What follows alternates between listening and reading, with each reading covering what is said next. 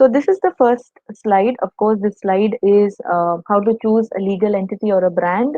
My details are there for you. So my founder details, we are a registered trademark copyrighted company.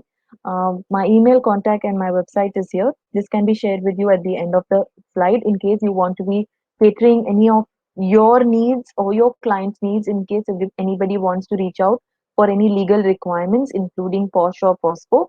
And if there are any other legal, there are a lot of advocates, a lot of high court judges, a lot of counselors, and certified professionals in different cities. Some of them are there along with us now, who will be catering to all our needs. Okay. So the first entity is, why do you want to choose your brand, or why do you want to choose what kind of legal entity do you want to choose? When you choose a legal entity is generally something which you need to keep in mind. It's important that you choose the right kind of company for your organization, because that shows the ethics of your company, that shows what kind of authority you as a founder want to put out. Do you want to show yourself as a single owner company? Do you want to show yourself as a proprietor? Do you want to show yourself as a big corporation, which can be either a public company or a private company? Or do you want to show yourself as a partnering firm? It is very important for you to understand what is that you want to give out the message, what is the authority of the founder that you want to carry. How do you choose? The first thing what I actually cleared out for you was, this is what I was telling. There is limited liability and unlimited liability. Under the limited liability, we have public limited, private limited. Under the private, we have private limited and OPC, and then we have limited liability partnership. Unlimited liability, we have proprietorship and partnership, and then we have NPOs or the NGOs, which we call the Section 8 or Section 25 company, societies and trusts, which are also called the foundations. So we've already gone through this. Okay, so let's look into each one of them as to what they are as an entity. At the same time, what is that we are looking at in terms of what are their benefits, what are their pros and cons. Before we get into this, I just want to check with the Refier team. So Abhishek or Ayush, are you guys around? Um, I just wanting to check if I'm clear and if things are all on. Did you get everybody inside? People who are trying to get in inside, did everybody come in? If Great. So Ayush has replied, everything is okay. So we are going to be getting back to the presentation. So that's where we are. It's public limited company. So the first and the biggest entity what we look at is a public limited company. A public limited company is also called a PLC. It's a joint stock company, a big company which is registered with a lot of stockholders, a lot of shareholders. When we have about 10 to 15 or even more stocks or shares or people who are sharing this company under the Registered Indian Companies Act 2013, then we form a big public limited company. As the name goes, public limited company is for made for the benefit of the public, with lots of owners, lots of stock share people who can be having the stocks and shares. Okay, so we have big names. We already know KPMG, we know TCS, we know Capgemini, we have the biggest contenders we know, all IT companies, pharma companies, oil and natural gas. All these are big public limited companies. Now, what are the benefits of public limited companies? Yes, this is a company which is open to all. When you want more and more stocks and shareholdings, when you want to be featured in the NSE, when you want to be a big shareholding company. Ideally, for a person who's just starting up, like either one of us, or if we've been market contenders for more than 20 to 25 years, then the benefits of starting a public limited company with lot of your clients or people who you see to grow together, you can start together with a public company. But a public company is a big job role. At the same time, it has a lot of legal compliances. Setting up a public limited company is quite easy. There is no problem hassles. There is all you need to do is to set up a public limited company. Is you need to show a lot of resources. You need to be showing a lot of background in terms of your PAN, your TAN, your DIN, and all the registrations with regard to Companies Act, with regard to ROC, which is Register of Companies. So benefits of the public company is that it's easy to open a public company. It's easy to set up the company. The compliance are very straightforward. The annual taxes are to be filed. A public company is a big company where you're looking at everybody working together, growing in different sectors. Suppose you want the company to be growing in manufacturing, in pharma, in IT. You have different areas which is catering to. Then you open a public company. Pitfalls of a public company. Yes, it's not easy to shut down the company. There are loads of yearly audit and compliances which you need to follow. Public companies are generally for people who are big shots, who have already had a lot of resources, who have a lot of money to start up with a lot of contenders, a lot of market research people. So that's a public company for you. Okay. So next we have private limited company. A private limited company is what we all look at. Okay, so we have everybody joined in. Yes. So welcome Aruna and Heracleen. We're looking at the next, which is private limited company. So when you're looking at a private limited company, it's a type of business where you have taken ownership. A private limited company can be any number between 2 to 200. So public limited company has a lot of shareholders. It's more than about 100 or so. In a private limited company, you can have ownership with different people. Maximum number of people nowadays they are taking is generally 50. And a private limited company can be in different people from different countries. So do not think that a private limited company which opens up here cannot have its stakeholders from abroad. It does have its stakeholders from abroad too. Benefits of the private limited company. A private limited company is when you are, it has something which has a limited uh, liability. Now, I wanted to ask you what is liability first. So, I want the answers for these basic questions because if you don't understand the basic questions, we can look at how we can address them. Okay. So, yes, Amit, you could see the PPT well. So, I'm able to see all of you. Let me understand. Do you understand what is PAN? What is TAN? What is DIN? What is liability? So, I'm going to be writing these aspects for you on the chat box. And Aadhaar, TAN, DIN, uh, liability.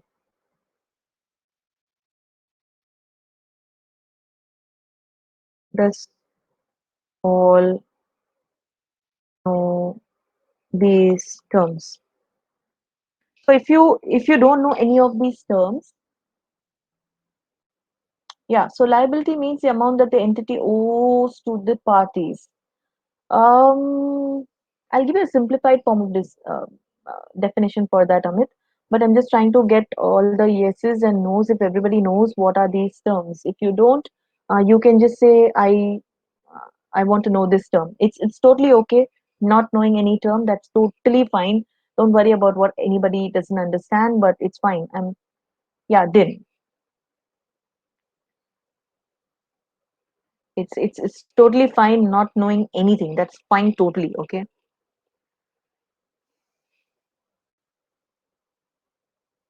Okay, great.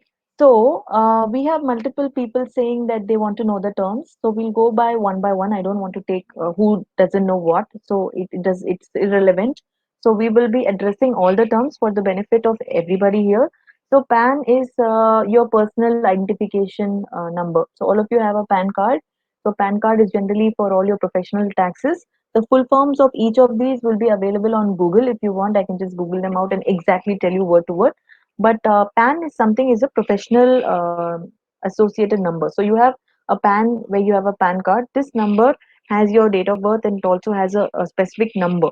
Now your Aadhaar and your PAN, if you look very carefully, the numbers are very much linked. Okay, you will be having some of the digits of your PAN in your Aadhaar. So your Aadhaar number is a part of your PAN, the first code being the city code and then your country code, and then you have your Aadhaar number, and then you have the other last digits based on what kind of business you are in.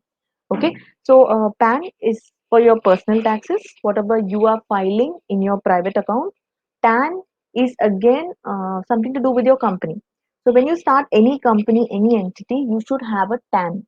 You can apply for a TAN. These PAN, TAN, DIN, all these can be applied to any CA, any CS. If they don't know, I can probably give you anybody's number who does that and very efficiently is not very highly chargeable. So PAN is for your personal taxes. Just understand when you file your own taxes for your own purposes, for your own accounts, then it's PAN. When you start for your company, you need to have a TAN. Okay. DIN is a personal director identification number. So I'll you want the I'm just trying to get the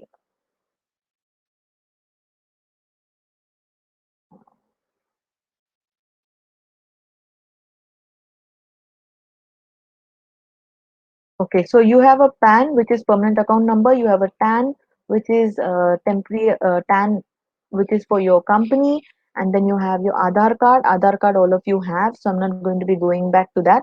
Once you Google, you'll get the DIN and the PAN and other things. So I'm not going to get into what's the full form of it, but try and understand that PAN is for your personal, TAN is for your company, and DIIN is actually a number which is an identification to your being a director, whether you're a director of the private company or a public company or registered of companies, or you're into LLP, which is limited liability.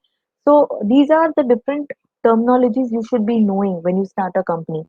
You have to have an account number, you have to have an Aadhaar card, you have to also register under different entities. So if you start a company, there is two, three different companies. For example, there's registers of companies, there is a trust deed under the trust, there is a society act, there is a companies act, there is a memorandum of articles. So there are different bodies. Based on each one of them, we will be undergoing whatever we are doing. Okay, so I will be telling you what exactly you need in each area. No need to worry of that now. So I just ask these because it's quite likely even the best and the biggest of VPs of the companies don't know the full form of this. So it's totally okay not knowing it, because we are so used to actually um, doing so many things without understanding it. Most of the time we just go and we shoot, and we are like telling the CAs, okay, we want to just open a private limited or a proprietorship or a public limited, and he's like wondering what's the idea behind it. That's why I did the first activity with you. I asked you what do you really want to look at? Are you looking at a one person, a two person, or a company with an entire setup? Okay, so going into this, a public company is a big company, which at the moment we are not looking at unless until you're 20-25 years down the line in business. A private company is more a private limited. A private limited can be for any number of people between 2 and 200. Private limited companies are considered as an entity which is legally filed.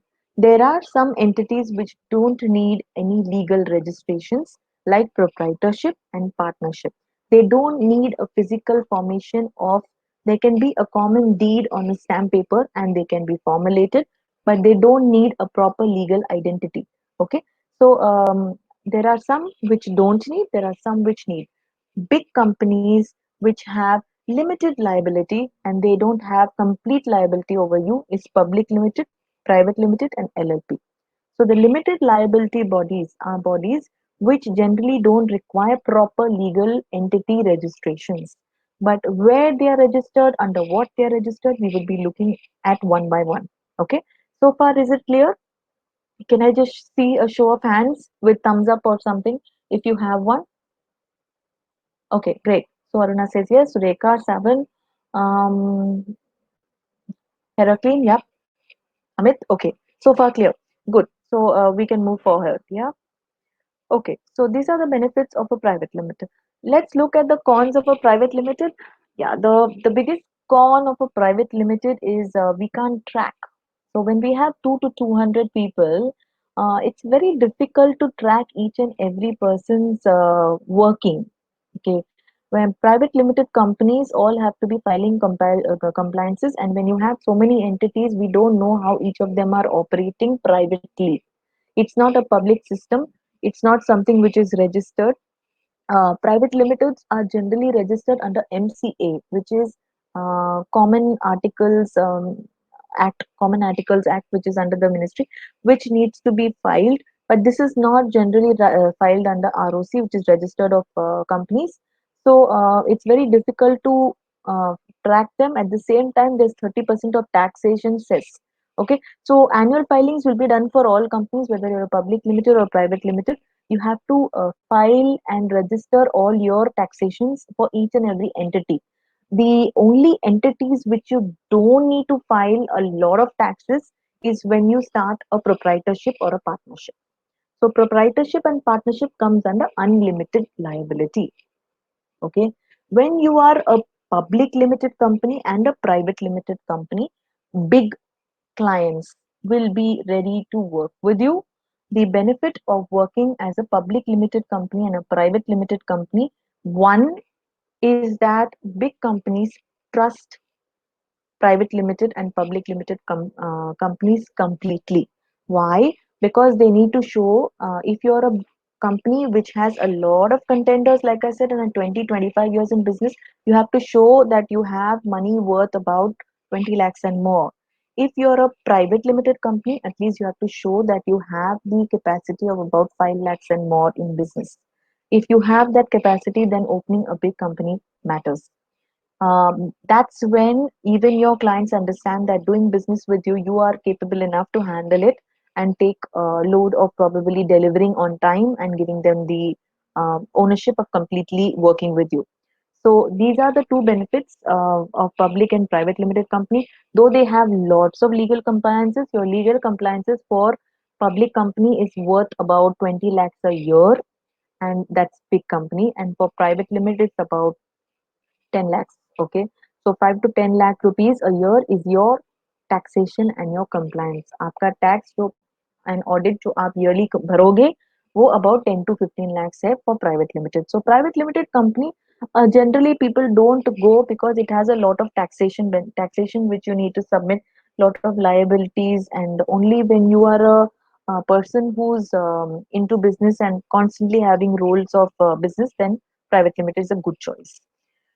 The next option, public and private limited के बाद, where people believe is an LLP. Okay, these are all limited liability. Liability means आपके ऊपर ownership कम है. Okay, people trust, clients trust, companies trust doing business with you more. LLP is when you have limited liability partnership.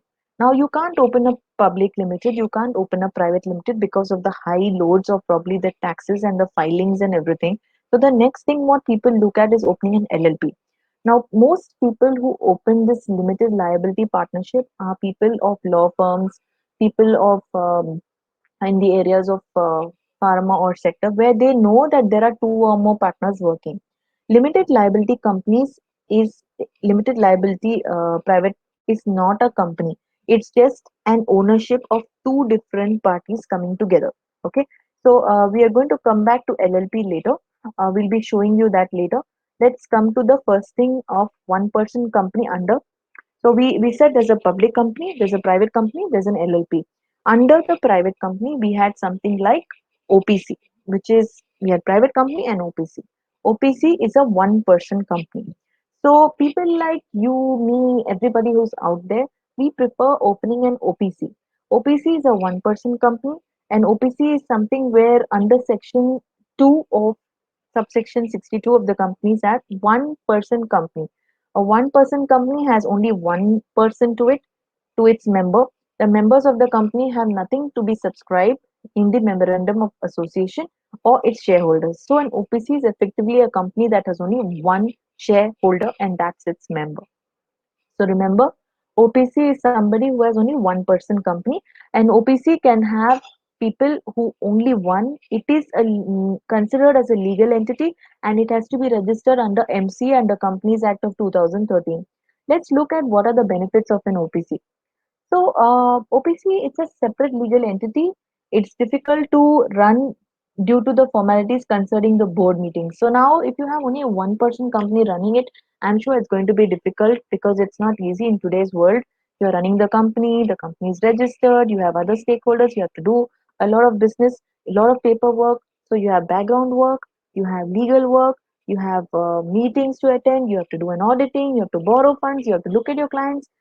Of course, OPC is one person company, but you and me now know that in this stage of even this this wonderful so-called crisis which we're going through of Corona, where people are suffering even to do their housework along with their professional work, OPC is very difficult to handle for a one person. But believe me, if you're here for doing business, my friends, OPC is like juggling different ball games. Okay, one shareholder, one single owner, separate legal entity, and you have very less compliances. OPC is a single person company, so Indian residents are being given a little less stakes, so you don't need to worry in OPC. There is less compliances, less taxations. It's a more stabilized way of operating that you're a one person company with less compliance. So many people go in for OPC. You can think about doing an OPC when you're opening your own company. One person company versus sole proprietorship. The concept of one person company allows a single person to run as a company. So when people feel that, I don't want to be called as a sole proprietorship.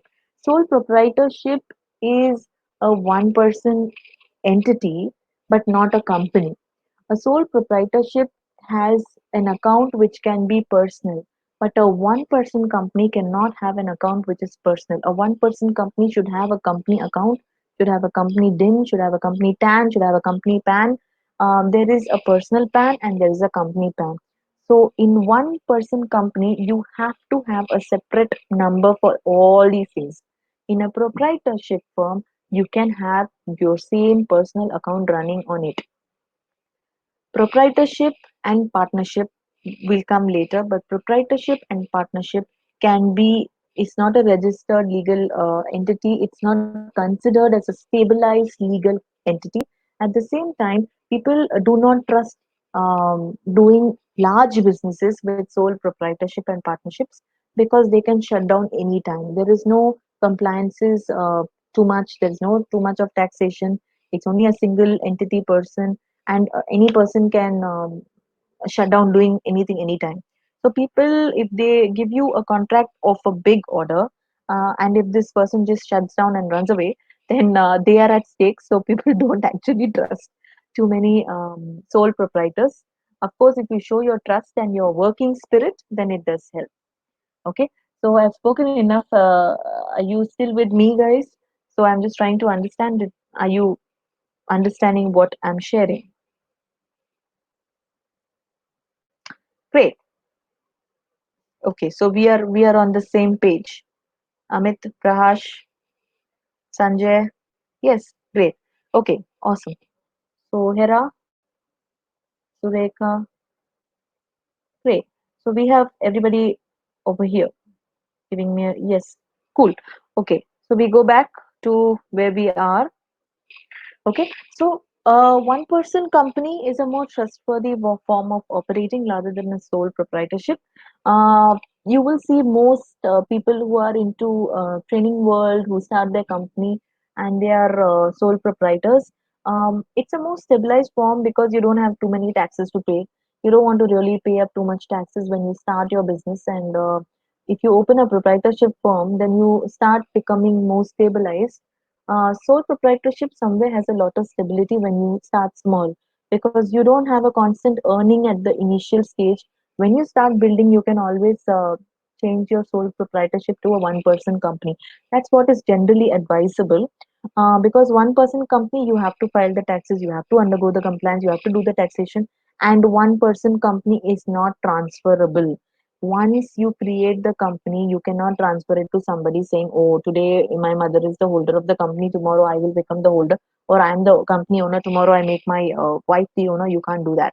Okay, all what you can do is probably one person company is only the same person. Sole proprietorship is something where you can shut down anytime and you can restart with one person company. Okay, so keep things in mind. Advantages of a one person company is there's no compliance burden. A one person company, simple to get loans from the bank when they know that it's only a single person. They look at your bank statement, they look at your working skill, they look at also your assets because you have your personal assets. Annual return filing is not needed in a one person company.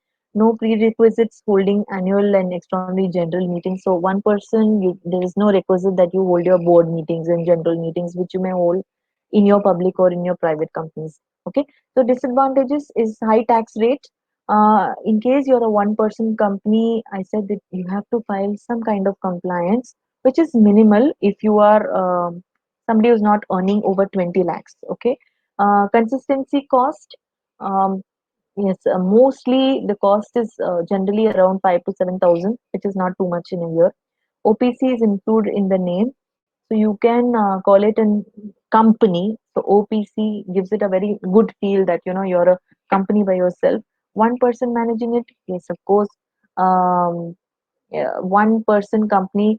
The clients, when they read it, then they are also looking at, okay, it's only one person. So you're an OPC, then they feel that, okay, should we take such a big jump when they give you big orders? OPC incorporation is allowed. So you can convert your OPC, which is one person company, into a big company incorporation as you grow, which is something which government doesn't like, that you change entities overnight. So then that doesn't show the stability of your growth. Okay. So not suitable for high turnovers. Yeah. So that's what I said. When you're a single person company, high company turnovers or high looking over clients, they don't want to give you big orders. Okay. So proprietorship versus partnership. So next we're coming to your unlimited liability. So I said liability means you are somebody who owns or who's responsible for paying your taxes. This is unlimited liability. So you don't have any liability towards any of your stuff. When you're in proprietorship versus partnership, none of these firms have any kind of stability, is what the projection shows. A proprietorship is an incorporated entity, does not exist apart from the sole owner. So there's only one owner in a proprietorship. In when you want to start with two people, for example, me and XYZ want to start a company, and we say, okay, let's start small. Let's just get a partnership act or a partnership deed done, and we can just get on a stamp paper. If you go to any of these lawyers or any of these registrars, you can just get a stamp paper, do a partnership deed, start a partnership firm, and then you are on. So there's not anything much to do when you start a partnership firm. Proprietorship and partnership, they have some kind of legal complications and compliances, but they are not at all complicated to start and to stop. So you can start it any day, you can shut down any day, and that's the reason why big companies think there might be a lot of issues when you are dealing with them. Who's the more responsible person? Is A more stronger than B, or B is stronger than A? Who's the decision maker? Who's the action person? Who's the person who's going to generate the revenue? So there are many things when we start doing a proprietorship and a partnership. Most of the time, they are closed easily and they are opened easily. That's why people don't want to look at them, and they are easily transferable also. So today you are a proprietor, tomorrow you can become a partner with your family member. So your father, your mother, your wife, anybody can become. They are not considered as a separate legal entity, because you can just open one and shut one on based on a stamp paper. Okay. So let's look at what are the people in there. So in proprietorship and partnership, in proprietorship you have only one member. In a partnership you have 2 to 20 members. Legal status, this person doesn't have any legal entity, and so does this person. Members liable, there's unlimited liability, so there's no liability in both of them. You're not actually prone to actually pay back or to be responsible for any kind of transaction between people. Registration, yes, sir. Proprietorship is not at all mandatory. You can just get up and, like I said, you can have any document which has been created to say you are starting your own firm for a proprietorship. Partnership, yes, you have an optional registration which you may or may not want to do. It's always good to do some kind of an registration under Partnership Act, which is under 1932, because it helps both the partners work ethically. Whenever you start a company with anybody else, it's always good to have things on paper. Okay. Transferability, in proprietorship it's not allowed, in partnership it's not allowed, but nowadays there is an act which is coming where it says you can allow transferability to some extent without any shift of profits. Okay. So when you are in a partnership, then when you close a partnership, you have to decide on all your assets, all the profitability, and it's generally being shared on how much the partners have put in when you came together. Okay, not how much you have been earning then, but how much the partners have come in when they put in together. So, taxation, yes, in proprietorship, it's been calculated individually. In partnership, it's 30% of the profit made. Okay, so is that clear? Yeah, so I'm going to get back to each one of you. Um, all of you with me, Aruna, Madhusudana, Hera, Amit, Sanjay, Rajender, Sureka, Ayush, Sanjay. Yes, yes, yes. Okay. Any doubts so far? I know it's a little Anumula. Welcome. Nice to have you here. Yeah, I know it's a little tedious topic, but we'll try and make it a little more interesting. I hope you get whatever you want to ask.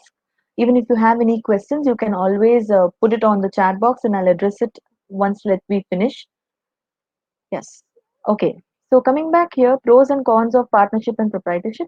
Uh, Pros and cons, yeah, I'll just probably share the main ones. Proprietorship, it's easier to operate, easier to establish. Compliance and taxation is not a problem, and this total privacy. You start your own firm, this total privacy. Cons, unlimited liability, higher tax incidence. So when I'm saying unlimited liability, what I'm telling you is that there's no control of anything. So any person coming and charging you something, you not paying him back, but you're completely liable on your own. And it's very difficult to obtain funds. People don't trust because of this give and take, having no conclusion, no legal documentation. So people don't look at working with a lot of proprietorship unless until you're looking at um, people working in the business oriented sectors, not in service industry. I'm talking about anybody into business. It's fine, people work with you based on the relationship and the trust. Okay, but in service industry there is a very different scale of how they work. They look at how sustainable and how is your growth pattern being. Okay, so in partnership, you can see there are two people. So when you have two people, you have two heads. Even though you have limited resources, they see of who's the risk taker, who's the unstable person, who's the judgmental person, who's the person who's paying. Lack of the public confidence, where they see that okay, one person couldn't start it. Why did they not start a public limited or private limited? Why did they go into partnership? So in partnership, yes, you have less obligations, you have less compliances, less burden. They can easily share all their knowledge, skills, expertise, and you have two people taking decisions, so it's more stable. Sometimes you feel that you can't take your decision alone. It's always better that you and your associate who's getting into a partnership can decide on how to go about running this company for some time. So more partners, you have more capital, more business. Even that's good. So sometimes one partner brings in less business. Sometimes two partners grow better and they grow larger. Okay. So it all depends. What is your rapport with your partner? Is he your family member? Is he your long-term friend? Is he somebody you worked for a very long time and now you developed a great relationship? You can take risks. Depending on that, you can decide. Yeah. Okay, coming back to LLP. So LLP is limited liability partnership. Now, in that area, when we are coming together as partners, we have unlimited liability. So we both are responsible for whatever happens tomorrow in an unlimited liability.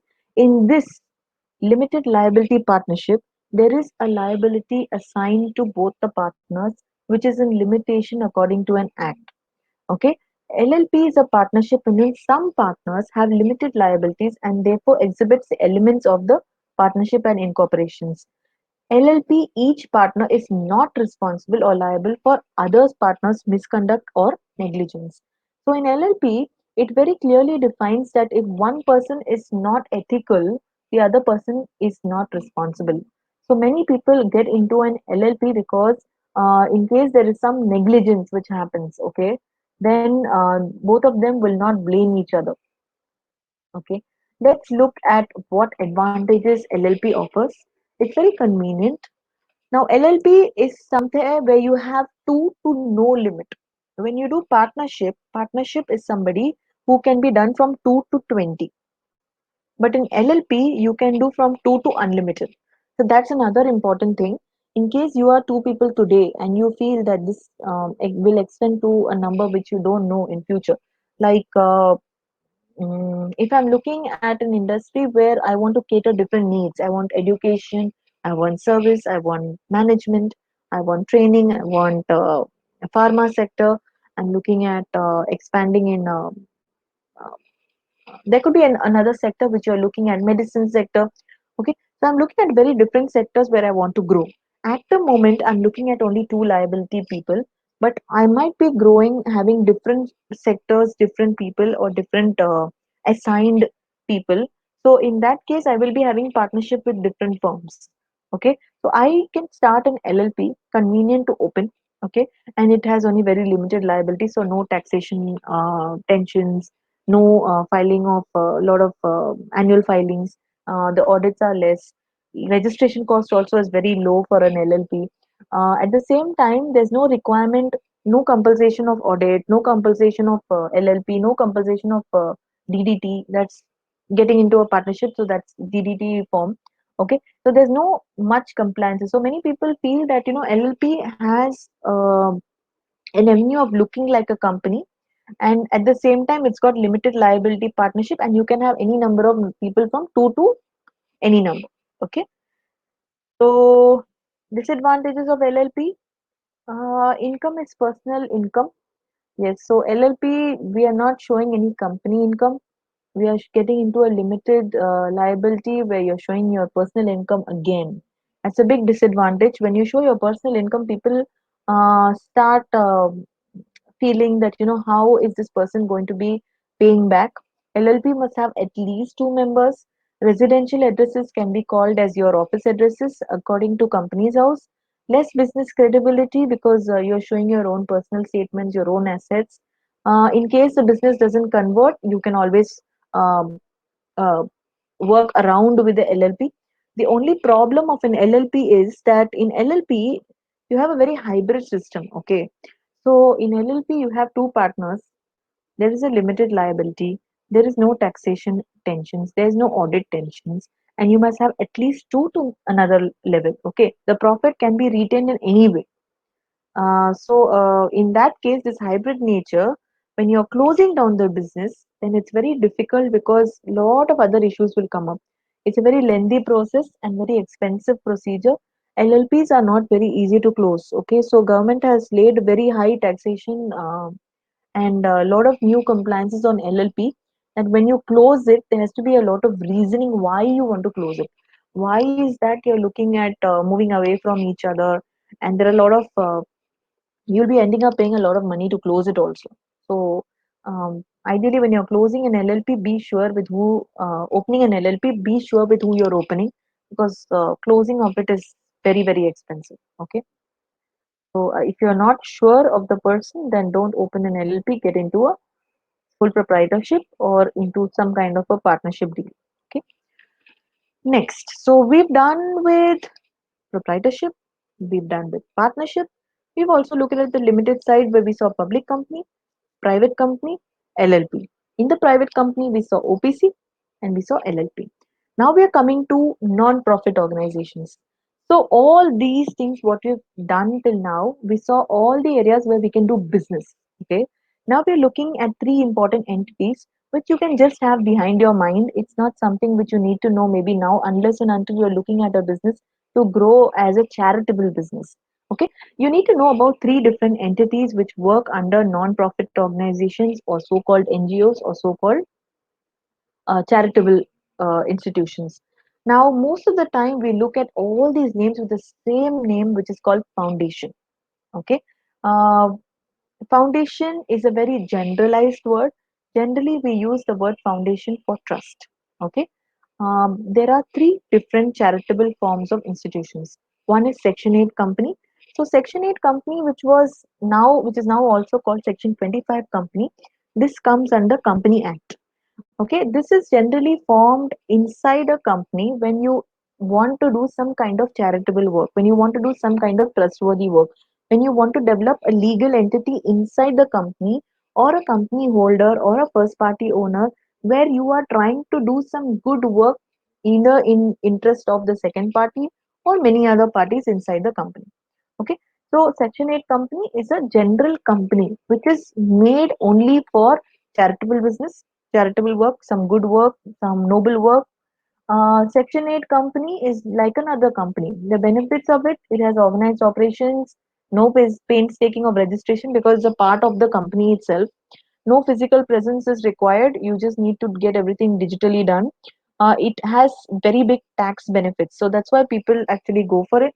So you have these big companies like Adani, Birla, Tata, all of them. They gain a lot of tax benefits under 12AA and ATG. So these are two forms which you need to file for to get their benefits. Any partnership firm, any public firm can get into this kind of benefits of NPO. Okay. So what are the possible problems? Frequent Section 8 property inspection. So see, since this is into public and private sector, most of the time this has to be checked. So sometimes people want to see whether this has been built up ethically because of the money coming from the company, or this is being built up with black money which has been developed behind. Okay, so there will be frequent company checks, there will be frequent inspections. They will, if you're not receiving the rent back from that, then they will shut it down. If you shut it down, then there'll be high security deposits. There's a maximum amount of pay as a penalty if you do not pay for Section 8. And tenants, wear and tear concerns, all these things will occur if you are somebody who's going into charity purpose and you don't pay in for it. Okay, so Section 8 company, very few of them open. The next is societies and trust. Now, why do we open society? Society is when we are having a group of people. Okay, trust is when you are a single owner person. For example, I am a person and I want to open a trust, a non-profitable organization, an NGO. I open a trust only when I see that there are some assets, or there is some amount of money, or there is some kind of entity, there's some amount of income which I want somebody else to take care for me on my benefit and use it for charitable purpose.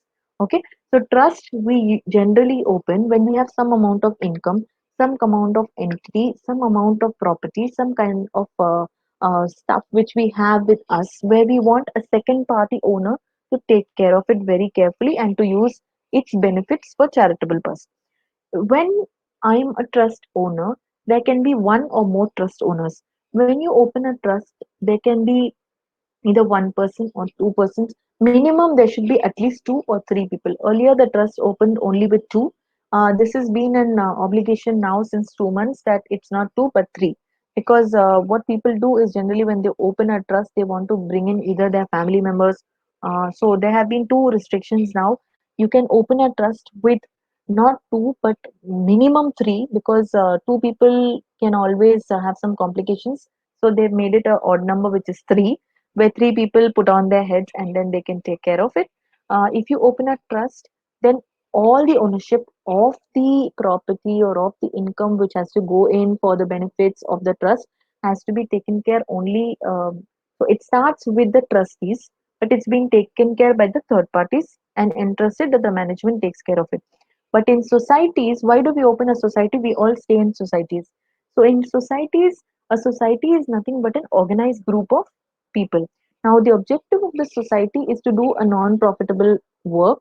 So you have a society where a committee is there, they do non-profitable work, they come together, bring people together, take care of their benefits, take care of their charitable work, take care under the Societies Act. Okay, so they take care of what activities? Their education, their arts, their religion, their culture, their sports, all their safety. So we have people who are running in the societies who take care of all these areas. Okay. In a society, when you start, you should have at least seven people. No PAN card, no stamp paper, no registration. Only one particular form registered under Registered Societies Act, and it's easy to start, easy to end, and the base members will always be the trustees who started it, the 7 members or 8 members.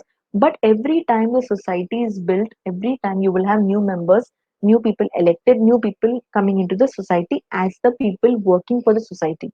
It's always for literacy and charity purposes. And in a trust, whoever builds the trust from the day one till the last day, he is the owner and responsible for all the uh, basic what is the property or the income they've started, which they have thought that they will use it for the benefit of the society. Now, none of these bodies which are under NPO, we start a non-profitable organization only with the idea that none of the benefits, there is no taxation benefit in each of these. There is no annual filings are needed for all of them. There is complete registration, complete book of records, everything to be maintained under all three of them, whether it's a Section 8 company, a society, or a trust. But the only benefit is that a society is when you have a group of people you're catering to, and a trust is when you have one person who wants their property to be taken care by somebody else in the benefit of the society. Okay, so each of these have its own advantages and disadvantages. Society is generally built for a large number of people. It's under government intervention. There is no secrecy because you have a lot of people. In a trust, you have uh, an arrangement by a third party who's taking care of all the resources of a trustee. So these assets will always belong only to the trustee who started, but it is being used by the third party so that it can be used for the benefit of the society. Okay, so I'll finally show you what is the comparison between a trust and a society for you to understand it better. Okay, so a trust is a legal relationship in which the author assigns the income or the property of the trustee for the benefit of the beneficiary. A society is a group of people organized who are joined together in fulfilling the purpose and doing maybe literature, science, charity, taking care of them. In a trust, you register under Trust Act. In the society, under Societies Act. Is a trust deed form under trust. In the societies, you have a MOA, that is Memorandum of Association, which has rules and regulations how the society will operate. In a trust, you need to have two people earlier. Now it is turned into three. In society, minimum of seven. You can have more, going up to about 15, 20. In a trust, the control system is completely centralized because it's belonging only to the trustee and the third party who's taking care. In a society, it is totally democratic. You choose the members all the time. Everybody can be elected. Everybody can give their own rights and how they can operate. Okay. In trust, you have only the board of trustees, whoever are being allocated. In the society, you have board members, directors, trustees, governors. Okay, so there are pitfalls of a trust also.